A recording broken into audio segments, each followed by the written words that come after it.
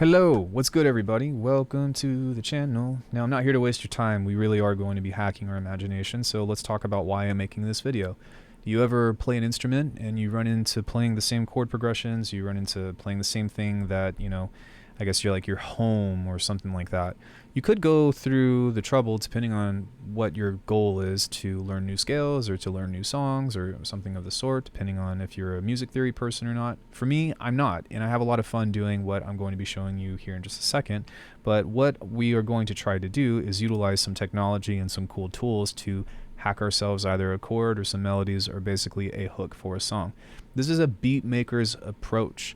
So you guys know me, I like to make what's called halftime or very sloppy, swingy, hip-hop-esque beats with really heavy basses and stuff, and this can be applied to any genre, but this works exceptionally well. I also don't like to sample. I just don't want to go through the trouble of having to deal with sample clearance or, record digging is really cool for the aesthetic of it and for like preserving the culture, but as a means of actually putting music out, I like to just make my own stuff, and I like to try to find new ways of discovering new ideas as opposed to what I'm normally used to. So to start off, I've got a very simple bell, and something else that I'll say before we get started with this is that you don't need to use the tools that I have. It's the approach. It's the mindset about starting with something and then tweaking it and changing it over time. And I'm going to show you the very beginning of this. Maybe perhaps on my masterclasses or something, I'll show you how this scales in different directions. But really, you should challenge yourself to start here, then figure out different ways to make it your own, to find unique stuff. The one thing that I will say that is not mandatory, but so helpful, and this is not sponsored, this is not, I've paid for all these plugins that I'm about to show you, except for one, but that's not what this video is about. This guy right here, Rolling Sampler. If you don't have this, this is probably the best tool that I have ever come across for sound design and capturing those moments of quote-unquote gold. So to start off, the first thing that you can actually do with this is you can just set this to record and just play a scale. So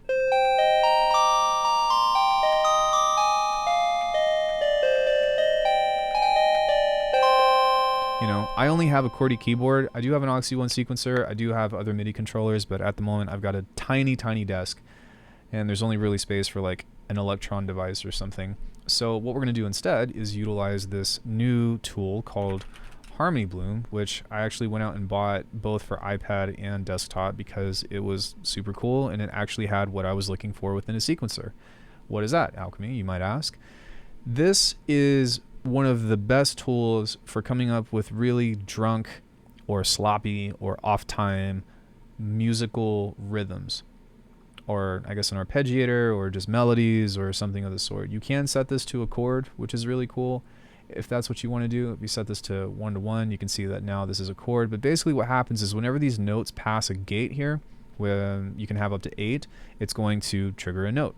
And if you use the plugin internally, then you can set it to a root note, a scale, and like a chord of like what kind of notes is this going to play. But for us, what we're going to do is return to 16ths, and we're going to utilize this tool, which is the offset, and it's going to create these weird off timings here for geometry. We can also change the entire shape or rotate it. We can also change the even offset. So now we're going to get just weird shapes, which is really nice. We're going to set this to input, and then we're going to pull up something like this, scalar. So if you don't have scalar, you can use like multi-note, you can use other kind of chord things, like Cthulhu was something I purchased way back in like 2014. But what we can do is just grab ourselves a scale, go D sharp, let's go Phrygian, and then let's do something that's like a 2-5-1 or something. So I'll grab a 7th, we're gonna go 2. Then let's go into, I don't know, an open voicing or something, octaves and fifths. And this is just how I typically use scalar, is just try to have a diverse range of chords. And then we can go to voicing 2 and go into 1. So now what we can do is we can set this to loop and then hit play, and then we can see what we get.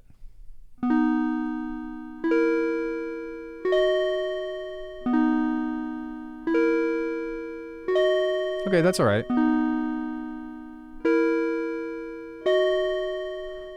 Let's go ahead and set this to, maybe 8, And now we're going to kind of change the speed of this to go into different places. I'm also going to activate another gate. We're going to see what this does in just a second. But now we have stuff that's coming from this one and this one. It's not triggering right now because no notes are passing through, but after we rotate this, we might get something a little different.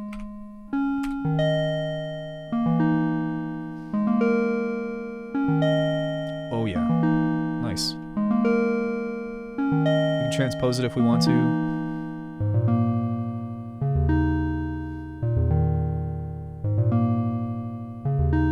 Sick. Now, what's so cool about this plugin, with Bitwig in particular, you can also do this with Ableton, is that we can actually utilize a lot of the features in here to dance around this. And so what I mean by that is, like, one easy example is hitting reverse to where it plays backwards.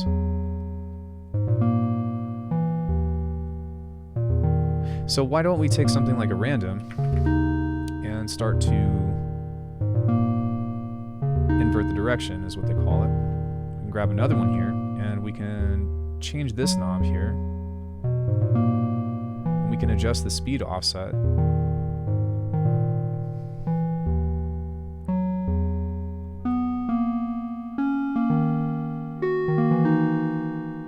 Why don't we take this one and set this to plus or minus. We're going to start here, and then we're going to adjust this to just 1.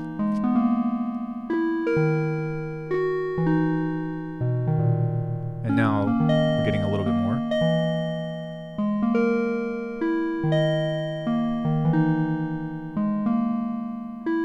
I'm going to stop this for just a second, but keep in mind that at any point in time, we can also add all of Bitwig's MIDI features as well. So if we want to humanize it or something, or if we want to go ricochet, if we want to just go overkill and add a Euclidean, we can set note lengths on here for whatever reason, in case if, I mean, we can do that within the plugin itself, but I'll show you why this might be important here in just a second. But just keep in mind that at any point in time, you can start combining these and really get an elaborate sequence. It's really about what you put into it and just kind of spending time with it and allowing yourself to get lost. And something else that you'll realize is that I like to use very simple sounds while I'm doing this because it allows for sound design in the future. So for example, if I were to add something like we did in the last video that I posted, which would be, well, let me add a clipper for one because it's going to get really loud. But if I wanted to start painting this and start giving it characterization and stuff, I can change this to set something like here, grab a filter and start playing around with massive amounts of distortion and see what that does. So let's turn that back on.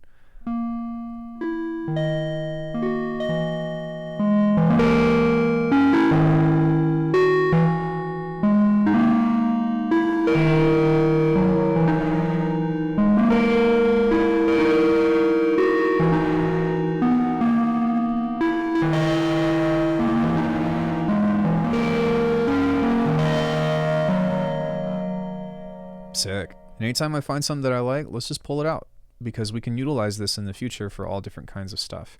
But we're not done yet because I want to show you another feature that this has that is really fun. So if we grab another instrument and we go back into Harmony Bloom, you see how we've got 2 gates here? Well, there's up to 8, and what we can do with this is actually send each gate, or a trigger bar is what they call it, into a different channel, which we can do either by having an instrument layer or we can do by sending to just an entirely different track. So what we want to do with this is set this up first, and what we need to apply is, for one, a note receiver, and then we need to apply a channel filter.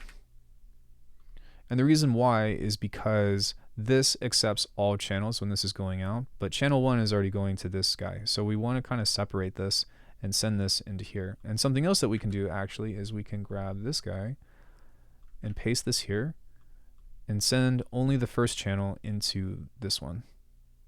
It might be overkill, but oh no, we should be good. That's something that you can do for whatever reason in case, but I think that this should already be, yeah, that's already going only to channel 1. So unless if that's triggering all channels, then I guess sometimes having a separation or something can be wise to do something like that. But yeah, let's just do that just in case. It might be overkill, but whatever. So now only channel 1 is being filtered through this, and then channel 3 is actually going into this guy. So if we go FM4, Harmony Bloom, This is going to get channel 3. The other one's only going to get channel 1. Yay. So what we can do is grab let's just get a sine wave that's kind of nice and dreamy. Set that to be here. And then we turn on the scaler again.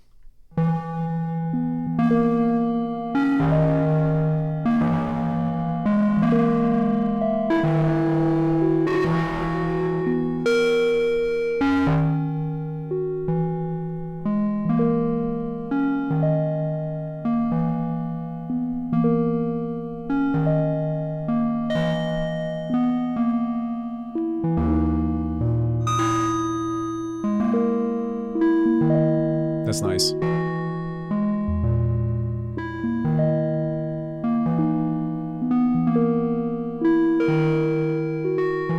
then again with this, we can customize this to do whatever we want. So like I was talking about before, if I want to add a longer note length, I can do something like that. And then what we can do is something like, I don't know, a ricochet, just for fun.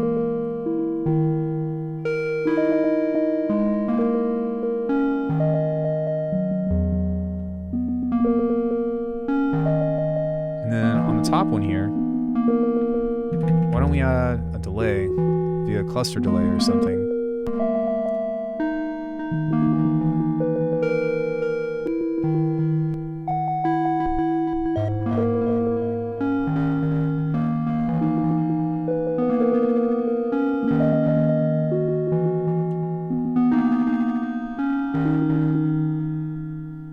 So we can take all of this cool stuff and pull it out here, and then now what it's up to is for us to find the bits that we like and change it into a riff.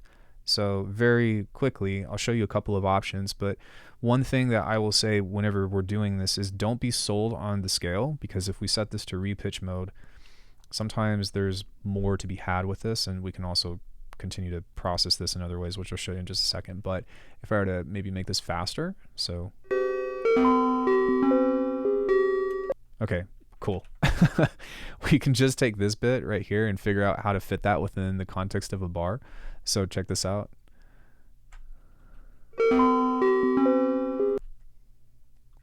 All right, so what I'm going to do is, and this is kind of the part where it's up to you, because you need to kind of practice like hearing stuff out of context. I have this video called the most important music production skill that I've learned, which is how to be resourceful. Right now it's very easy because we've got something that's both in the sense of rhythm and in the sense of melody, so it's going to be easy for us to find a chop, and that's why we're doing this video in the first place. But you know, you might hear something outside, you might hear your dishwasher, is what I always use, because my dishwasher has this sick rhythm that's like and you got to be able to hear the musicality out of that. But within this, we can kind of let this play and figure out a chop here to where we're going to build a phrase. So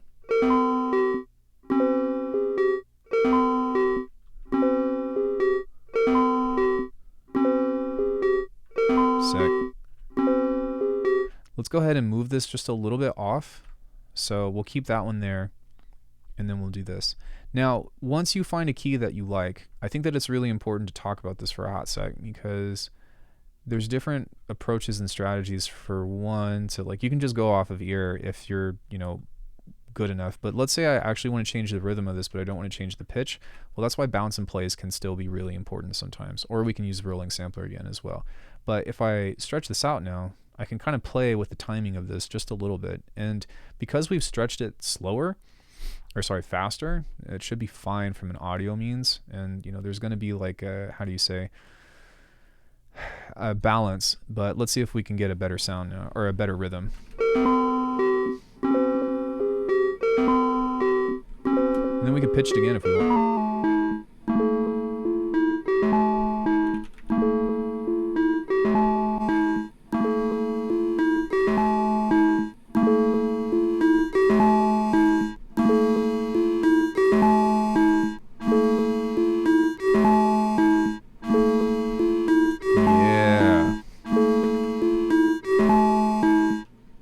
So we can get something kind of like this going on.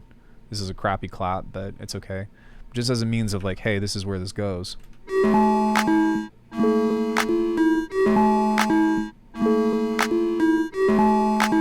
You know, We can even do something like this to where we move that off and make this go like this.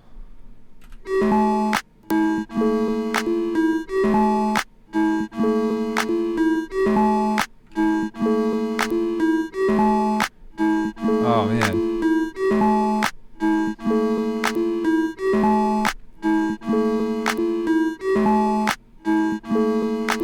Sweet. Okay, we can take this a step further by utilizing something like Beam or Portal. I prefer Beam. Yeah, this is the one plugin I was talking about that I did not pay for. This is not sponsored by them. I just really like this thing. We can set this to octaves and set this to like 1/4 or so. And you can check out my review if you're interested. But anything that's like a granular plugin, which we're also going to throw this in a granular sampler at some point, yeah, we can continue to harmonize with this now. So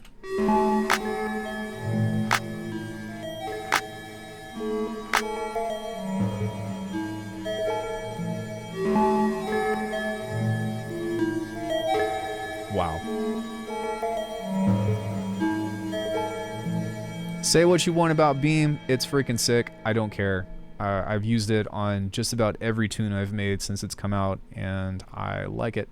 We can use Infiltrator, we can use a delay, we can use lots of different stuff in order to keep coming up with different harmonies and stuff, but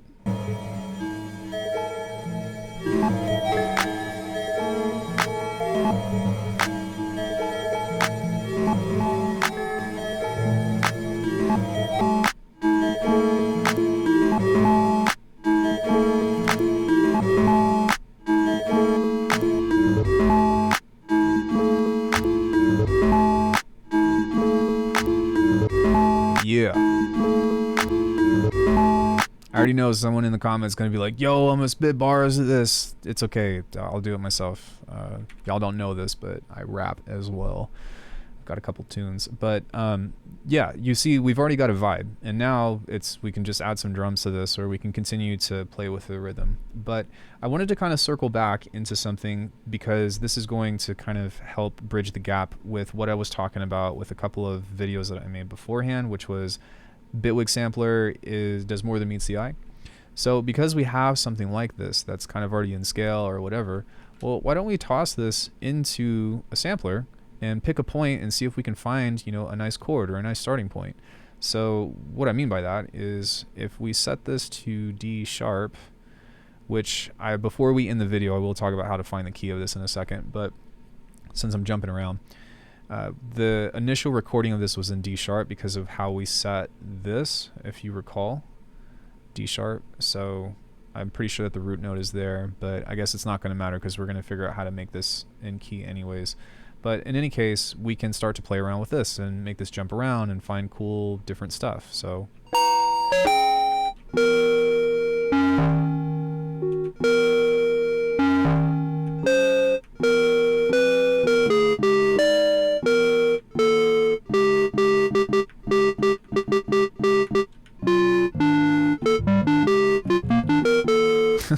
that's cool. Let's find some other stuff.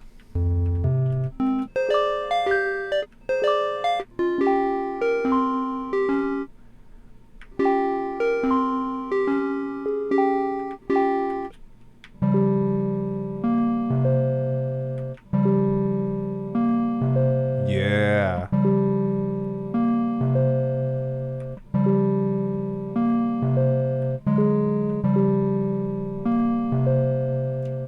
Oh, wow. Okay, so let's take that. And we can pull that out and do something with that. We've got another hook, so. And then we can just do that last thing that I did, which was take this piece and pitch that up by 1. Hooks galore!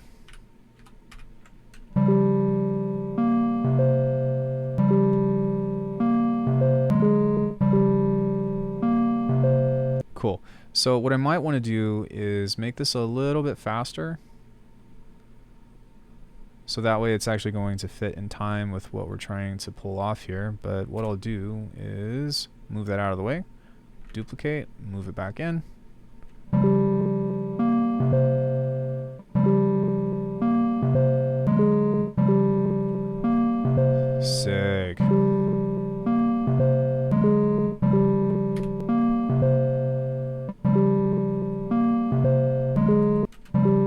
more time, because I'm going to pull it back out. So you can see here that we can just pull out this whole thing now. And now we've got a 2-bar loop. Cool, right? Regarding this, we can get further into this in all different kinds of ways and whatnot. If we change this here and we go like this, find a different piece. You know, let's go ahead and make this unique. Oh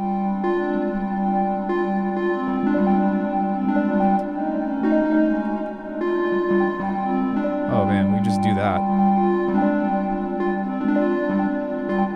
Let's start from here.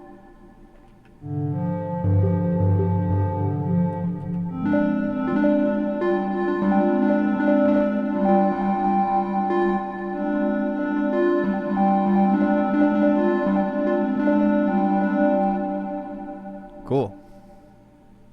Look at all these ideas I've got. And we haven't really even gotten into the crazy stuff.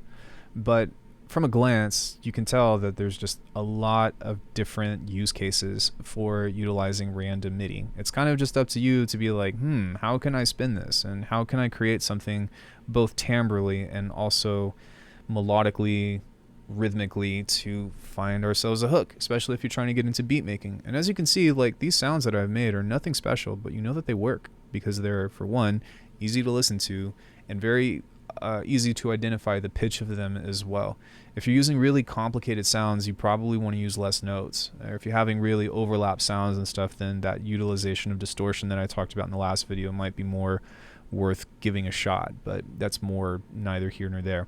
Okay, so the last thing that I want to leave you all with is a very simple beginner's concept. How do we find the key? You could try to rely on Ableton's tuner or something, but I tend to use a Pro Q. Sorry, an EQ. You can also do this on EQ Plus. You can do this on most things, but any kind of parametric EQ will generally tell you a couple of things. You see here, I just clicked here. That was actually kind of lucky. It says D sharp 2. So what we can do is say I'm going to hit play on this and do something like this. All right. Well, that fundamental note here is kind of, what is that? That looks like a C.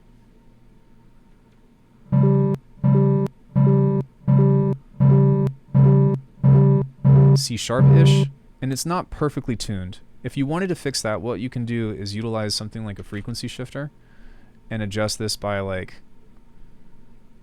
say 8 hertz or so, kind of like that, and then that might kind of boost that over. That's a bit much. So it's kind of a play game of how to figure out how many cents to move this by. So I actually did the math incorrectly. Remember that cents is not the same as hertz. So if we want this to be something like a target, what I would recommend is setting this to be like, okay, this needs to be at 168. And right now this is at 141. So we would do 168, take this and adjust this by however many, 20 something, right? And try to get close. That's one way to do it. The other way to do it is to just try to add a sine wave and play a bass note and try to figure out what aligns closest with that. The only trouble is that sometimes you might have something that's a little bit off, but that's okay. So with that in mind, this should be all you need for coming up with cool hooks. I've done this video before, but I thought that I'd do it again since I'm utilizing new tools. I've shown you how to do this with like an Oxy 1. I've shown you how to use it with a Fugue machine, but really, again, there should be no reason why you can't come up with dope melodies or dope, I don't know, hooks for your tracks if you're trying to incorporate something melodic. With that out of the way, if you like my sounds, check out alckemy.com. You can book a lesson with me or consider becoming a member where I've got exclusive videos. Other than that, happy producing, guys, and go out there and have some fun and jam out. Yeah. All right, I'll see you later.